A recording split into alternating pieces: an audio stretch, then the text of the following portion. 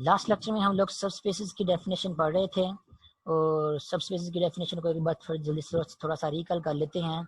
अगर आपके पास कोई एक वेक्टर स्पेस हो, let's say capital V over the field F, उस वेक्टर स्पेस का कोई ना कोई एक नॉन एम्प्टी सबसेट जो होगा उसको हम सब स्पेस कहेंगे, लेकिन उसको हम सब स्पेस तब कहेंगे जब वो नॉन एम्प्टी सबसेट W जो है वो खुद भी वेक्टर स्पेस होगा over the field F under same operations defined as in V. V जब वेक्टर स्पेस आपके पास जो गिवन है उस वो जिन एडिशन और जिस एडिशन और स्केलर मल्टीप्लिकेशन को लेके फील्ड एफ के ऊपर वेक्टर स्पेस बन रही है, उसी वेक्टर स्पेस का अगर कोई सबसेट उसी एडिशन और स्केलर मल्टीप्लिकेशन या उन्हीं सभी ऑपरेशंस को लेके ओवर द फील्ड एफ अगर वेक्टर स्पेस बनता है तो वो सबसेट को हम कहेंगे कि वो क्या बन जाएगा, वेक्टर स्पेस वी की सब स्पेस बन जाएगा। सब मीन उससे छोटा होगा और स्पेस मीन खुद भी वेक्टर स्पेस होगा, तो सब स्पेस बन जाएगा वेक्टर स्पेस वी की। और इसकी एग्जांपल भी कुछ हम लोगों ने की थी कि कोई भी सब स्पेस आप ले लें उसकी दो सब स्पेसेस लाजमी होती हैं। एक तो वो वी खुद की सब स्पेस होती है और उसके अलावा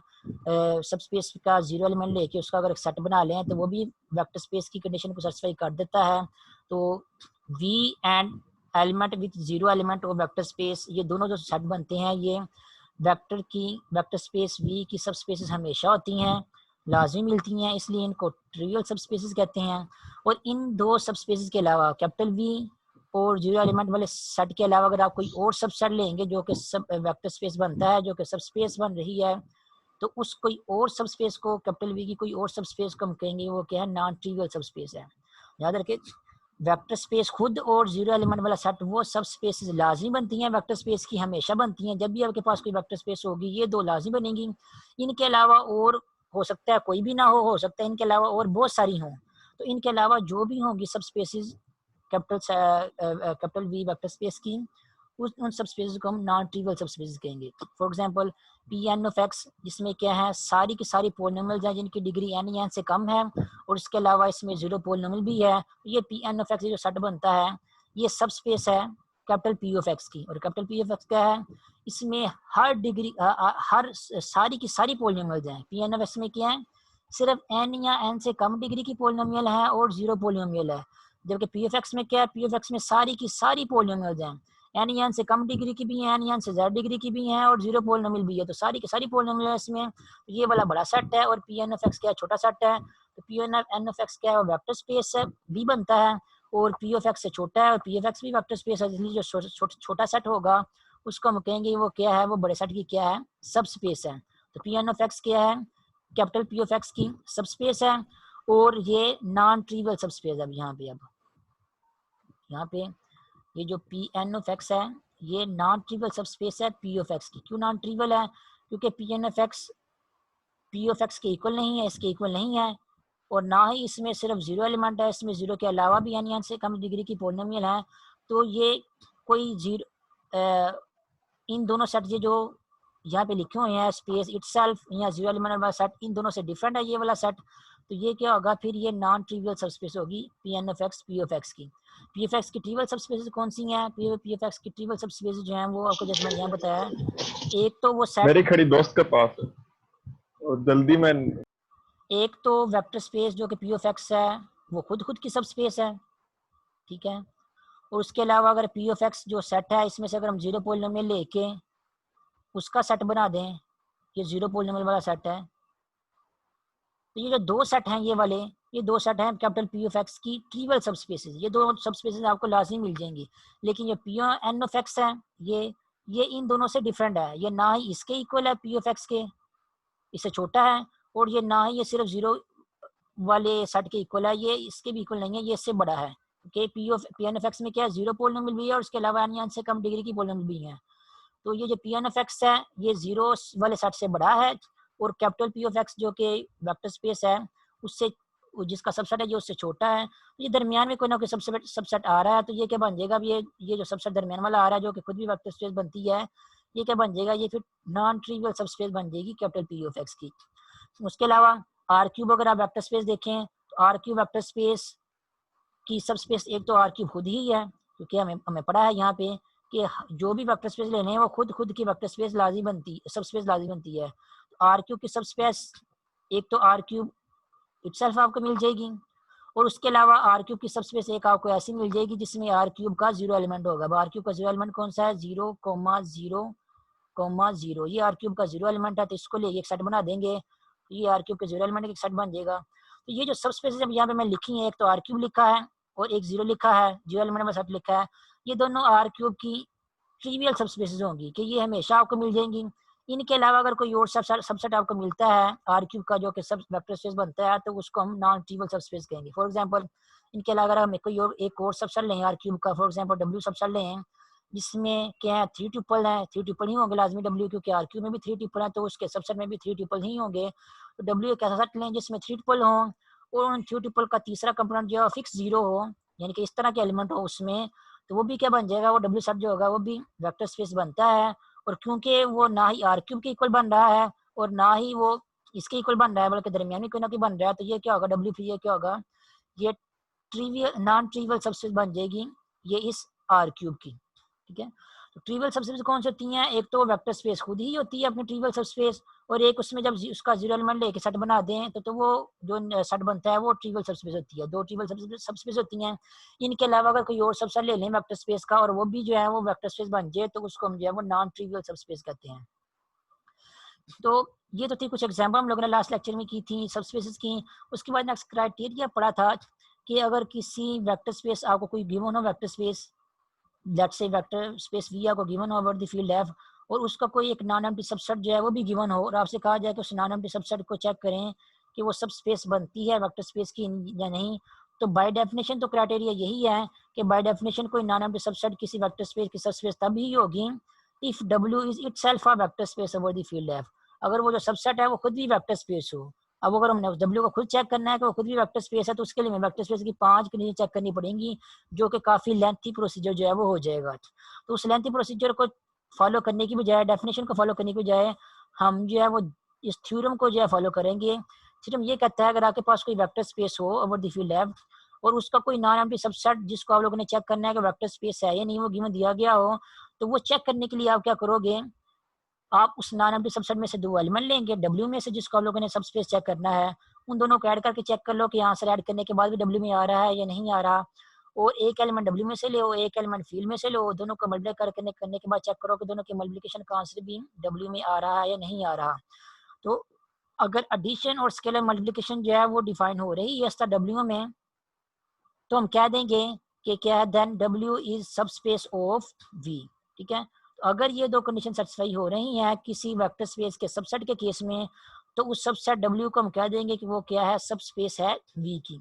या थ्योरम के जरिए हम ये दो कंडीशन लगा के चेक कर सकते हैं कि कोई सबसेट सब स्पेस है या नहीं, या फिर हम ये क्रॉली लगा के भी चेक कर सकते हैं कि कोई सबसेट जो है वेक्टर स्पेस का वो सब स्पेस है या नहीं। क्रॉली में क्या करना होगा, 2 एलिमेंट हम लोगों ने क्या लेंगे, जिस सेट को हम लोगों ने सबस्पेस चेक करना है, जिस सबसेट को हम लोगों ने सबस्पेस चेक करना है, उसमें से 2 एलिमेंट लेंगे, 2 एलिमेंट फील्ड में से लेंगे, और इन दोनों को आपस में मल्टीप्लाई करने के बाद ऐड करके हम चेक करेंगे दोनों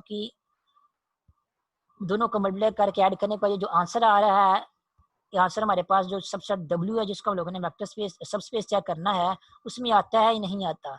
तो अगर इस तरह की मल्टीप्लिकेशन का आंसर डब्ल्यू में आ रहा है, तब बाय दिस क्रॉली हम कह सकते हैं कि डब्ल्यू ये क्या हो जाएगा, वी की सब स्पेस बन जाएगी। तो 2 क्राइटेरिया है हमारे पास चेक करने के, किसी वेक्टर स्पेस के सबसेट को सब स्पेस चेक करने के 2 क्राइटेरिया क्या है। एक तो थ्योरम है कि आप यहाँ तो 2 कंडीशन चेक कर लो, ये वाली जो दोनों कंडीशन सेटिस्फाई होती हैं तब वो सब स्पेस होगी, या फिर दोनों कंडीशन को इकट्ठा करके जो है ना वो इस तरह चेक कर लो कि ये वाली एक कंडीशन जो है वो सेटिस्फाई होती है या नहीं होती। तो एक वक्त में आप लोगों ने या तो थ्योरम अप्लाई कर सकते हो या क्रॉली अप्लाई कर सकते हो, आपकी जो मर्जी है वो उस क्राइटेरिया को फॉलो करो। 2 क्राइटेरिया हैं, याद रखें, एक क्राइटेरिया ये वाला है और एक क्राइटेरिया ये वाला है। दोनों में से आप लोगों ने एक क्राइटेरिया को यूज करना है, आपकी अपनी मर्जी है, और किसी एक क्राइटेरिया को यूज करके चेक कर लें कि उस क्राइटेरिया की कंडीशन सेटिस्फाई हो रही है या नहीं हो रही। अगर तो कंडीशन सेटिस्फाई हो रही है, थ्योरम के केस में ये 2 कंडीशन सेटिस्फाई होनी चाहिए और क्रॉली के केस में ये एक कंडीशन सेटिस्फाई होनी चाहिए। तो अगर इन दोनों क्राइटेरिया में की कंडीशन सेटिस्फाई में से किसी एक की भी क्राइटेरिया की कंडीशन आप चेक कर लेती हो और वो सेटिस्फाई हो जाती हैं, तब हम कह देंगे ये हमें जो गिवन सबसेट डब्ल्यू दिया गया है वो वेक्टर स्पेस वी की सब स्पेस बन जाता है। ठीक है, अब ये इसके रिलेटेड क्वेश्चन करते हैं ताकि थोड़ा सा आइडिया हो जाए लोगों को क्वेश्चन जो है वो कैसे सॉल्व करने हैं और क्राइटेरियाज को कैसे यूज करना है हम लोगों ने इन पर्टिकुलर क्वेश्चन में। तो एक्सरसाइज के अगर क्वेश्चन की तरफ आए तो एक्सरसाइज का फिलहाल हम लोगों ने सिर्फ अभी तक जो है वो क्वेश्चन नंबर 2 ही किया है, जिसमें हम लोगों ने चेक किया था कि हमें जो गिवन सेट वी दिया गया है वो under given operation vector space बनता है या नहीं बनता। ठीक है, और ये चारों के चारों जो है ना वो क्वेश्चन 2 के चारों पार्ट्स के केस में हमें जो गिवन सेट दिया गया था वेक्टर स्पेस नहीं बनता था, कोई ना कोई वेक्टर स्पेस की कंडीशन जो है सेटिस्फाई नहीं होती थी। अब हम लोगों ने जो है वो सब स्पेस के क्वेश्चन करने हैं। तो सब स्पेस का क्वेश्चन यहाँ पे एक्सरसाइज का क्वेश्चन नंबर 4 है। यहाँ पे आपको लिखा हुआ नजर आ रहा होगा क्वेश्चन नंबर 4 एक्सरसाइज का लिखा हुआ है, check whether each of the following subset is subspace of the indicated vector space.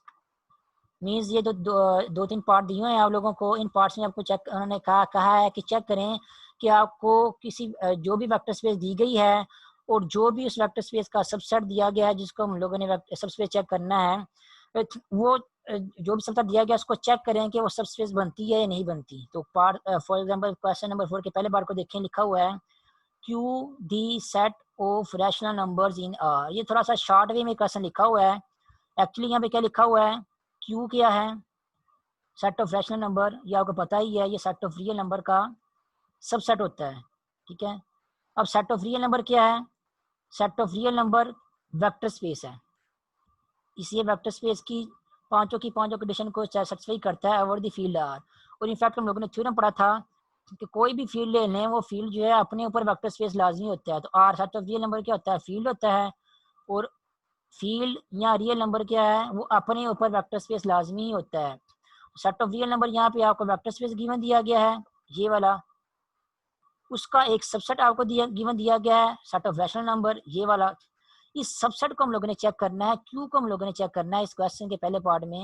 ये जो क्यू है the set of rational number, ये जो रैशनल नंबर वाला सबसेट है Q set of real number का, ये रियल नंबर की सब स्पेस बनता है या नहीं बनता। ठीक है, सेट ऑफ रियल नंबर क्या है, set of real number vector space है, क्यू उसका सबसेट है। अब इस क्यू सबसेट को सेट ऑफ रियल नंबर की सब स्पेस है या नहीं ये चेक करना है हम लोगों ने। और हम लोगों ने थ्योरम पढ़ा है और क्रॉले भी पढ़ी है, दो क्राइटेरिया पढ़े हुए हैं, तो इन दोनों में से किसी एक वे को यूज करके हम चेक करेंगे। क्यू जो है वो क्यू यहाँ पे अब आपका क्या है, क्यू यहाँ पे आपका डब्ल्यू है, जिसको आप लोगों ने चेक करना है कि वो सब स्पेस है या नहीं। और आर आपकी वी वेक्टर स्पेस है।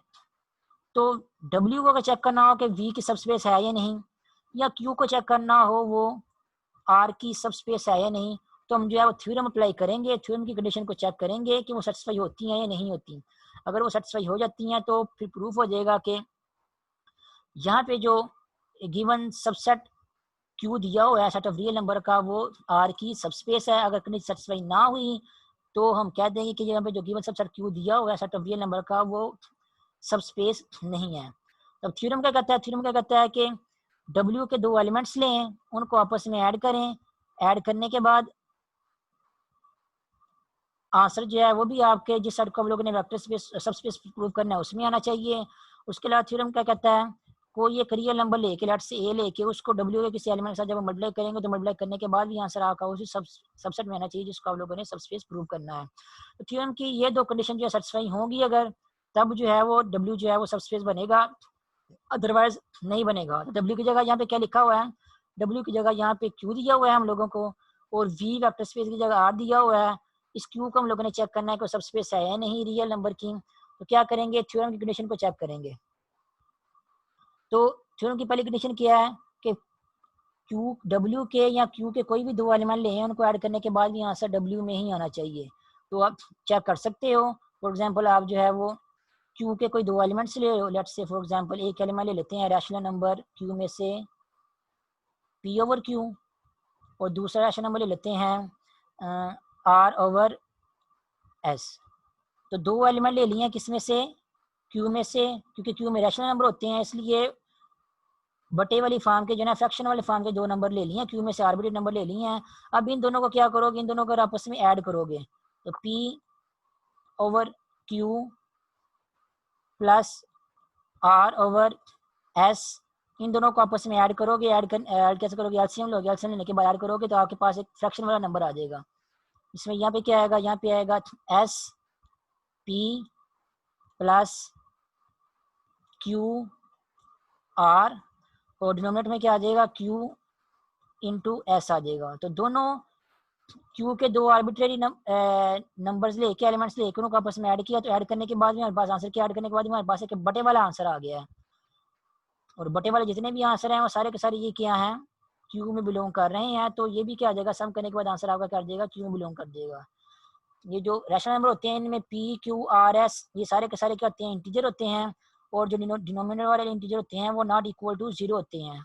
तो इस तरह के जो फ्रैक्शन होते हैं उनको रैशनल नंबर कहते हैं। यहाँ पे देखें क्यू और एस को जब मल्टीप्लाई करेंगे जो कि नॉट 0 है, तो यहाँ भी एक इंटीजर बनेगा और न्यूमरेटर में भी इंटीजर बनेगा। तो इंटीजर और इंटीजर की जब फॉर्म बनती है डिनोमिनेटर में, जब नॉट इक्वल टू 0 वाला इंटीजर हो तो वो रैशनल नंबर होता है। तो ये भी हमारे पास सम करने के बाद आंसर हमारा जो है वो रैशनल नंबर ही आ रहा है, तो वो क्या कर देगा, क्यू में बिलोंग कर देगा। तो थ्योरम की पहली कंडीशन तो सेटिस्फाई हो गई है कि जिस सेट को यानी कि क्यू को आप लोगों ने सब स्पेस प्रूव करना है उसके दो एलिमेंट लें, उनको ऐड करने के बाद भी चेक करें तो आंसर डब्ल्यू में या क्यू में आता है नहीं आता, तो ऐड करने के बाद तो आंसर डब्ल्यू में आ गया है।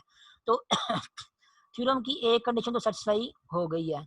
और थ्योरम की दूसरी कंडीशन क्या है कि एक एलिमेंट जो है वो फील्ड में से लेते हैं, लेट से ए फील्ड में से लेते हैं, और दूसरा एलिमेंट जो है वो उस सेट में से लेते हैं जिसको हम लोगों ने सब स्पेस प्रूव करना होता है। लेट से डब्ल्यू जो है वो दूसरा एलिमेंट उस सेट में से लेते हैं जिसको हम लोगों ने सब स्पेस प्रूव करना होता है।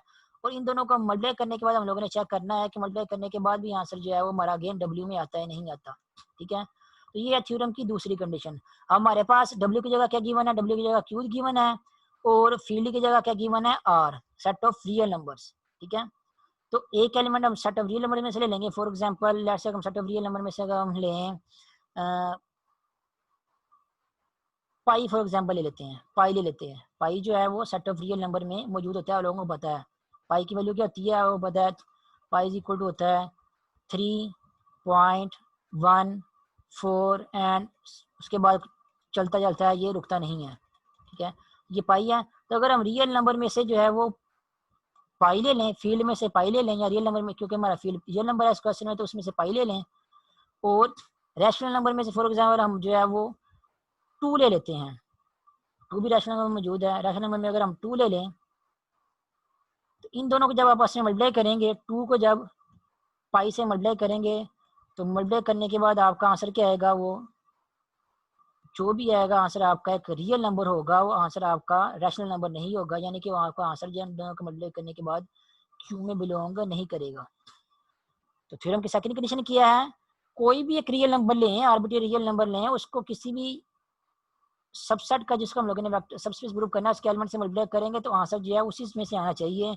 लेकिन अगर हम चेक किए यहाँ पे, अगर हम क्यू में से फॉर एग्जांपल 2 ले लें और रियल नंबर में से पाई ले लें, तो पाई इन दोनों को जब आपस में मल्टीप्लाई करेंगे तो आंसर क्यू में नहीं आएगा। और थ्योरम की कंडीशन ये है कि जो मर्जी हम एलिमेंट ले लें, कोई भी एक रियल नंबर ले लें आर्बिट्रेरी, और कोई भी एक एलिमेंट ले लें डब्ल्यू में से, इन दोनों को मल्टीप्लाई करने के बाद आंसर हमेशा डब्ल्यू में आना चाहिए। तो हमेशा नहीं आ रहा, यहाँ पे देख सकते हैं जो सबसेट हमें दिया गया है क्यू, जिसको हम लोगों ने सबस्पेस प्रूव करना था। तो थ्योरम की सेकंड कंडीशन क्या थी, एक एलिमेंट जो है वो फील्ड में से लें, एक एलिमेंट जो है वो उस सेट में से लें जिसको हम लोगों ने सबस्पेस प्रूव करना है। इन दोनों को मल्टीप्लाई करने के बाद आंसर भी उसी डब्ल्यू में या क्यू में आना चाहिए, ये डब्ल्यू में आना चाहिए, इन पर्टिकुलर यहाँ पे क्वेश्चन में क्यू में आना चाहिए।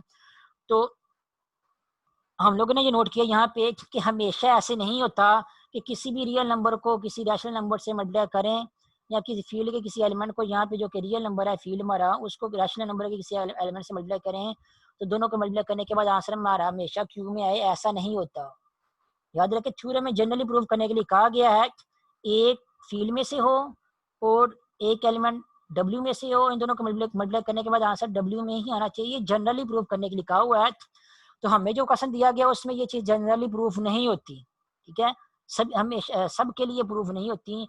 और फॉर एग्जाम्पल जैसे मैंने यहाँ पे पाई लिया है, पाई की जगह आप कोई और भी नंबर ले सकते हैं अपनी मर्जी का। फॉर एग्जाम्पल यहाँ पे आप कोई और नंबर ले लें 3.7918023 एंड सो ऑन चलते जाए इस तरह।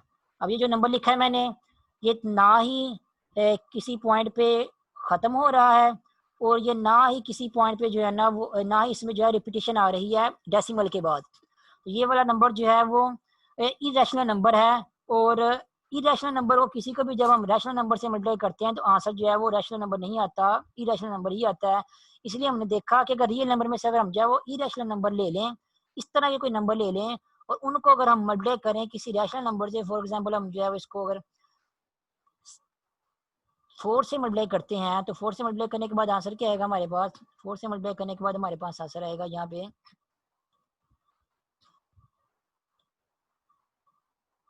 12.7918 या बल्कि ये एग्जैक्टली ये नहीं आएगा, हाँ एग्जैक्टली यही आएगा, मुझे अब याद नहीं कन्फर्म, जो भी आएगा खैर देख लेना। इस तरह जो भी आंसर आएगा ये ना ही वो स्टॉपेबल होगा किसी पॉइंट पे, ना ही तो वो रुकेगा और ना ही जो है वो किसी पॉइंट पे उसमें रिपीटेशन आ रही होगी। तो एग्जैक्ट आंसर तो ये नहीं आएगा क्योंकि मैं ज़बानी अब कैलकुलेशन नहीं कर सकता ये वाली।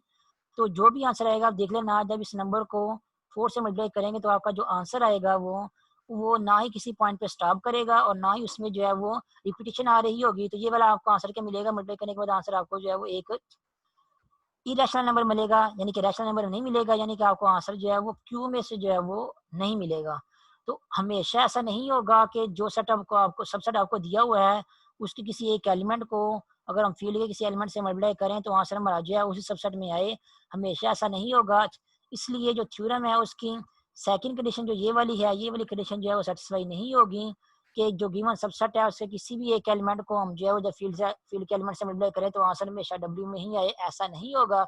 इसलिए जो क्वेश्चन नंबर 4 के फर्स्ट पार्ट में आपको जो सिचुएशन दी गई है, सिचुएशन में सेट ऑफ जो रैशनल नंबर है वो सेट ऑफ रियल नंबर की सब स्पेस नहीं बनता, ठीक है, याद रखें। सेट ऑफ रैशनल नंबर जो है वो सेट ऑफ रियल नंबर का सबसेट तो है, ये कंफर्म बात है हम लोगों को, लेकिन सेट ऑफ रैशनल नंबर जो है वो सेट ऑफ रियल नंबर की सब स्पेस नहीं बनता। क्यों नहीं बनता, क्योंकि रियल नंबर में से अगर हम कोई एक एलिमेंट लें और उस एक एलिमेंट को जो है जो कि रियल नंबर हमारा फील्ड है उसके एलिमेंट को जब हम क्यू के किसी एलिमेंट से मल्टीप्लाई करेंगे तो आंसर हमेशा क्यू में नहीं आता। इसलिए थ्योरम की सेकंड कंडीशन जो है वो सेटिस्फाई नहीं हुई।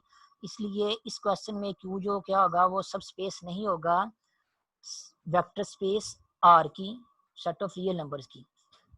उसके बाद नेक्स्ट सेकंड क्वेश्चन है। सेकंड क्वेश्चन में क्या कहता है, all 2x2 non singular real matrices in M22। अब यहाँ भी थोड़ा सा शॉर्ट करके क्वेश्चन लिखा हुआ है तो मैं थोड़ा सा आप लोगों को अपनी वर्डिंग में बताता हूँ। क्वेश्चन में एक्चुअली उसने पूछा क्या हुआ है, उसने कहा है कि M22 का आपको पता होगा, जैसे आप लोगों ने जो है वो M कैपिटल M और सबस्क्रिप्ट में स्मॉल mn की नोटेशन पढ़ी थी एग्जाम्पल में। इसका क्या मतलब था, m क्रॉस n ऑर्डर के जितने भी मैट्रिसेस हैं वो सारे के सारे प्लॉट किए हुए हैं। उसी तरह M22 का मतलब क्या है, M22 का मतलब ये है कि 2x2 के जितने भी मैट्रिसेस हैं वो सारे के सारे इकट्ठे किए हुए हैं और उस सेट को कैपिटल M22 का नाम दिया हुआ है। तो कैपिटल M22 यहाँ पे क्या है, कैपिटल M22 यहाँ पे है set of all 2x2 real matrices. तो ये आपके पास है कैपिटल M22, ठीक है। और ये जो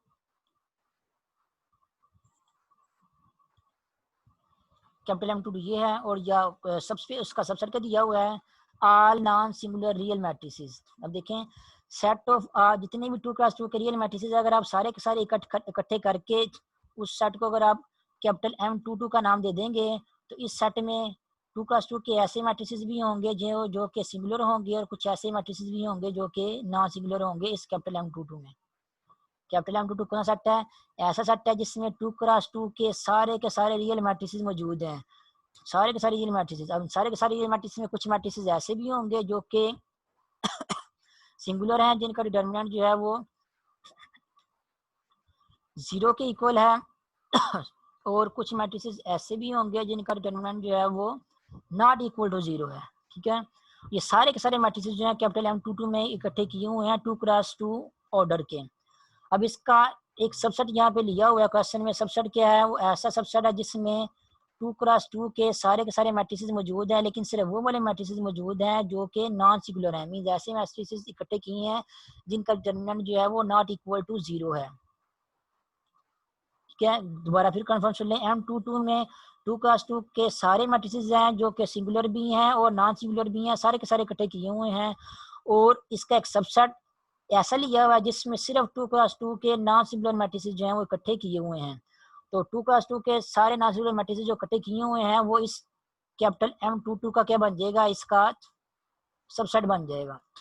अब इस सबसेट को हम लोगों ने चेक करना है कि वो जो सबसेट है कैपिटल M22 जो कि set of R real matrices हैं जिसमें सिंगुलर मैट्रिसेस भी हैं और नॉन सिंगुलर मैट्रिसेस भी हैं, क्या वो सबसेट जिसमें इस M22 की सब स्पेस बनता है या नहीं बनता। सब स्पेस चेक करने के लिए अगेन वही क्राइटेरिया, यहाँ तो अब क्राइटेरिया है कि किसी भी दो एलिमेंट्स को ऐड करने के बाद आंसर जो है वो आपका उसी सेट में आना चाहिए जिस सेट में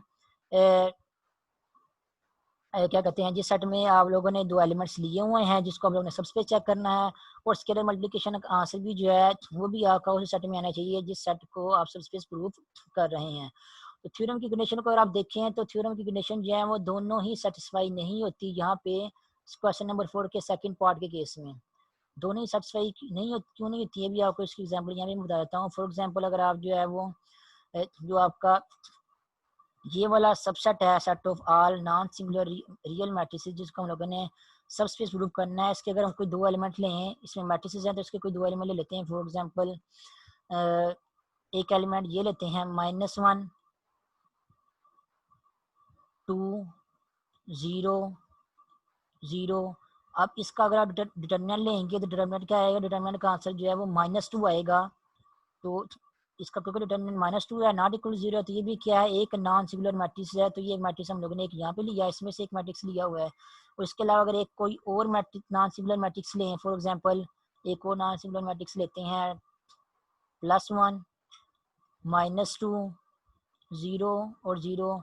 और इसका भी अगर आप डिटर्मिनेंट जो है वो फाइंड आउट करेंगे तो इसका डिटर्मिनेंट भी क्या आ रहा है, नॉट इक्वल टू 0 आ रहा है। तो ये भी क्या है, नॉन सिंगुलर मैट्रिक्स है। तो दो नॉन सिंगुलर मैट्रिक्स हम लोग ले लेंगे हैं सबसेट में से M22 के। इन दोनों को जब ऐड करेंगे तो ऐड करने के बाद आंसर क्या आएगा, ऐड करने के बाद हमारे पास आंसर आएगा 0 0 0 और 0। अब ये जो 0 0 ऐड करने के बाद मैट्रिक्स आया आपके पास, जो आंसर आया इसका डिटर्मिनेंट अगर लेंगे तो इसका डिटर्मिनेंट क्या आएगा, इसका डिटर्मिनेंट जो है वो आएगा 0 आएगा।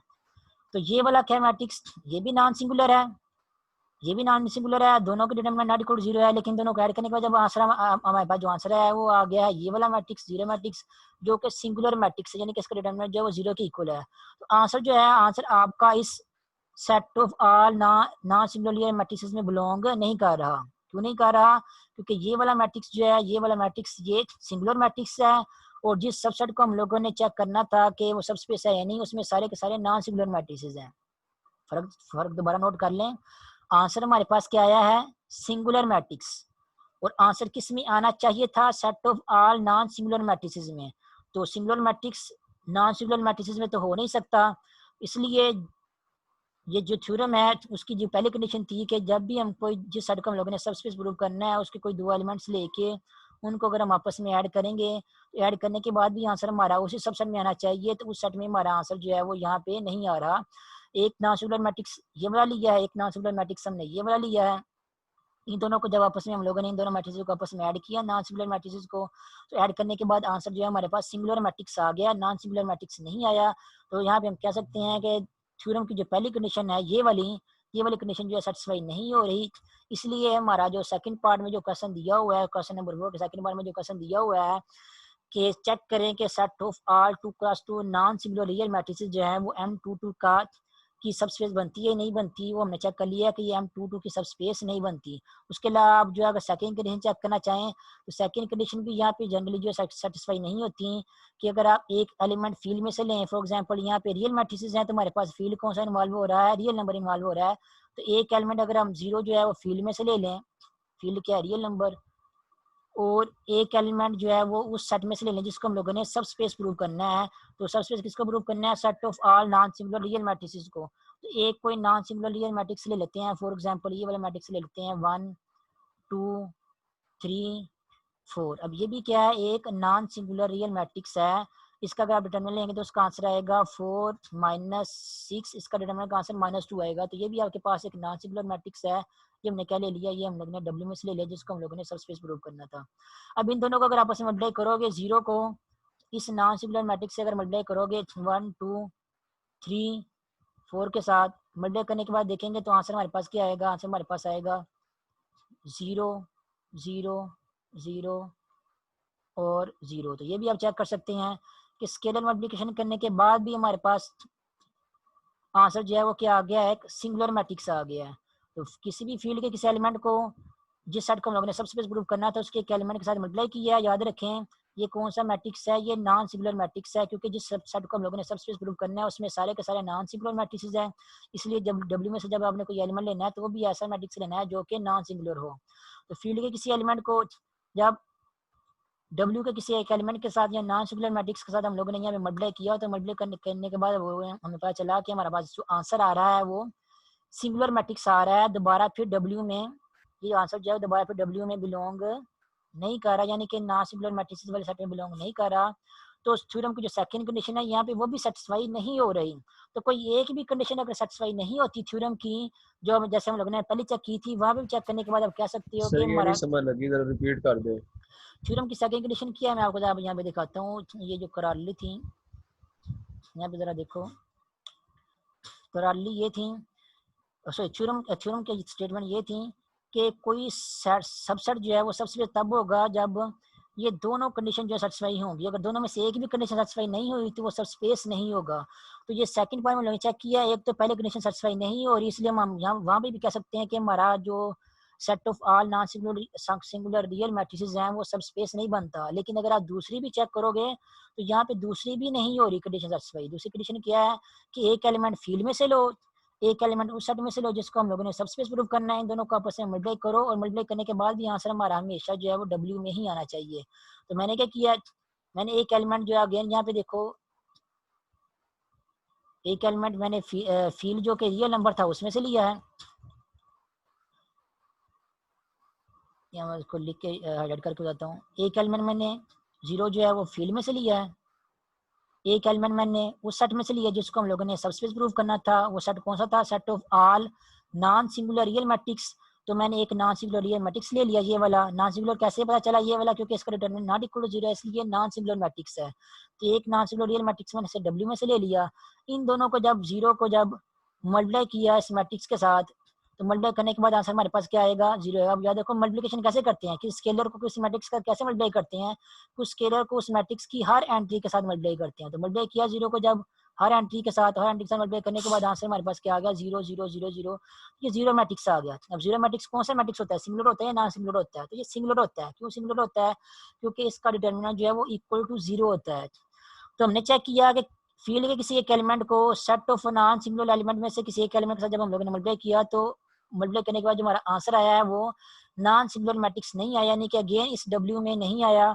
तो ये जो थ्योरम की सेकंड कंडीशन थी कि मल्टीप्लाई करने के बाद भी आंसर जो है वो डब्ल्यू में आना चाहिए, वो नहीं आया। तो थ्योरम की सेकंड कंडीशन भी यहाँ पे सेटिस्फाई नहीं हुई। तो इसलिए हम कहेंगे कि हमारा जो क्वेश्चन नंबर 4 के सेकंड पार्ट में जो क्वेश्चन दिया हुआ है वो भी क्या उसके उस पार्ट के केस में भी जो set of all non singular real matrices हैं वो भी क्या सब स्पेस नहीं बनती set of all matrices capital M 2 की।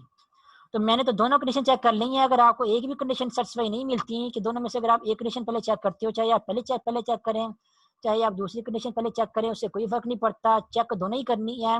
अगर दोनों सेटिस्फाई होती हैं तो सब स्पेस होगी। अगर दोनों में से आपने पहले कोई एक भी चेक कर ली और वो कंडीशन सेटिस्फाई ना हुई तो वहीं पे अपना क्वेश्चन जो है स्टॉप कर देना है और वहीं पे कह देना है कि हमारा जो गिवन क्वेश्चन है या जो गिवन सबसेट दिया गया है वो सब स्पेस नहीं बन रही। और एक शॉर्ट हिंट ये भी है सब स्पेस चेक करने का कि अगर किसी सेट में 0 एलिमेंट ना हो तो वो सब स्पेस कभी भी नहीं होती। ठीक है, सब स्पेस क्यों नहीं कभी भी होती, क्योंकि 0 एलिमेंट नहीं होगा तो फिर वो अंडर एडिशन एबिलियन ग्रुप भी नहीं होगा। अगर अंडर एडिशन एबिलियन ग्रुप नहीं होगा तो वो वेक्टर स्पेस भी नहीं होगी। अगर वेक्टर स्पेस नहीं होगी तो वो सब स्पेस भी नहीं बनेगी। ठीक है, डेफिनेशन क्या है, कोई सबसेट सब स्पेस कब होता है, जब वो वेक्टर स्पेस भी हो। तो वेक्टर स्पेस होने के लिए अगर उसमें 0 ही ना हुआ तो वेक्टर स्पेस कभी भी नहीं होगी। तो अगर किसी सेट में 0 एलिमेंट भी ना हो तब भी हम कह सकते हैं कि वो सब स्पेस नहीं है। तो ये set of R 2x2 non singular real matrices है, ये इसमें 0 एलिमेंट नहीं है। क्यों नहीं है 0 एलिमेंट, क्योंकि 0 एलिमेंट 0 मैट्रिक्स जो कि है वो सिंगुलर मैट्रिक्स होता है और हमने जो इकट्ठे किए हुए हैं एलिमेंट्स वो क्या है, सारे के सारे नॉन सिंगुलर मैट्रिसेस हैं। तो नॉन सिंगुलर रियल मैट्रिसेस इकट्ठे करोगे तो वो सब स्पेस कभी भी नहीं होगा, क्योंकि उसमें जीरो एलिमेंट जो है वो मौजूद नहीं होगा। अगर ये कंडीशन लिख देते हो तब भी ठीक है, या फिर थ्योरम की जो कंडीशन हमने अभी चेक की है सोल्यूशन में कि दो कंडीशन दोनों की दोनों ही सेटिस्फाई नहीं हो रही, अगर उन दोनों में से कोई एक भी कंडीशन आप चेक कर लोगे कि कोई सेटिस्फाई नहीं हो रही, तब भी आप कह सकते हैं कि ये जो सेकंड पार्ट में जो set of all non singular real matrices दिया हुआ है ये सब स्पेस नहीं बनती।